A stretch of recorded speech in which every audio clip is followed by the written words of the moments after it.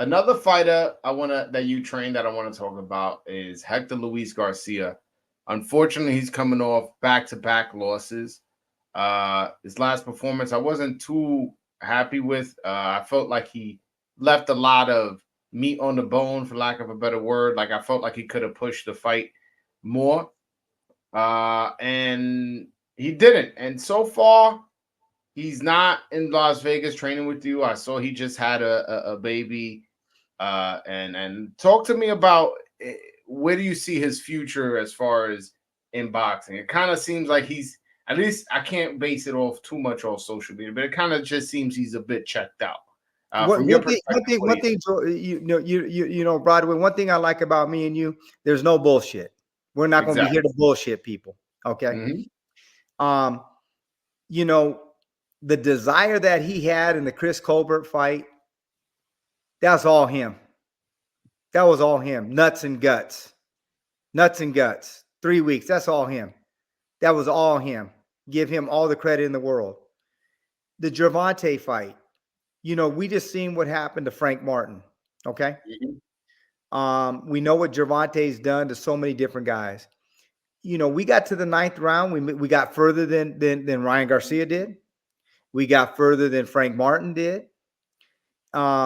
And that's a tribute to him and the desire at the time. I think, unfortunately, I'm not saying that we wouldn't have got knocked out. We've talked about this on the show. I'm not saying that we would have knocked out. Bob Santos said they would have won the fight if they didn't have that melee. It wasn't even a melee. 2 guys pushing, and the guy goes and calls a timeout. And Gervonta, you're my guy. I talk to you all the time. You know damn well you called that timeout. Because before that round, he knows that. That's a timeout. He's the only guy in boxing who was able to call a timeout. So when you look at that, the round before, hey, what round is it? What round is his legs are sticking out? And he's getting a little bit gassed because we're getting him with some pretty good body shots. It was a very competitive fight. He was able to call that timeout. Hector lost a little bit of focus. We got back in there when it got started. About a minute and a half goes by. He gets caught with the big shot. It is what it is. And, my assessment of it is, you're making career high paydays. And it's that old saying, it's hard to get motivated when you're in those silk sheets, right? So when we went to go fight Lamont Roach, taking nothing away from him, it was a close fight. We ended up losing on a 10-8 in the last round with a punch that never landed. It was a hook behind the head. Now, that being said, the referees are human beings too. They got to make bang, bang decisions. The fight never should have been that close. And Hector knows that. I was telling him in the fight, look, you got to move your hands more. He's not doing much. You're not doing much. But if we do a little bit more, you're definitely going to be the clear-cut favorite in this fight. And in his mind, he told me, Coach, I thought I was winning the fight. You were winning the fight. The problem is now we're in the 12th round, and a 10-8 round cost you the fight. But you left it too close. And unfortunate, it's a subjective sport. One judge sees it this way, another judge sees it that way.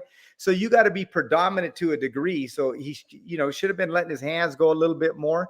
I don't think he was, wanting to take too much risk because, like I said, in his mind, he thought he was winning the fight. I was imploring him to move his hands a little bit more. And I think the talent's there. What we got to do with Hector is the desire, the want.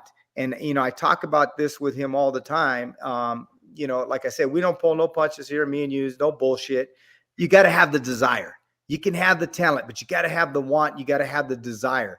And if that's not the case, it's going to be very hard to win at, the elite level. But I think as long as he gets the desire and want back, he can compete with anybody. But that's up to him. And only he can look in the mirror in his heart. I can implore him as much as I want. His mom can implore him as much as she wants, but at the end of the day, that's something he's got to look within inside of himself. The talent's there. How bad do you want it? Like we always say, what do you want versus what do you want more?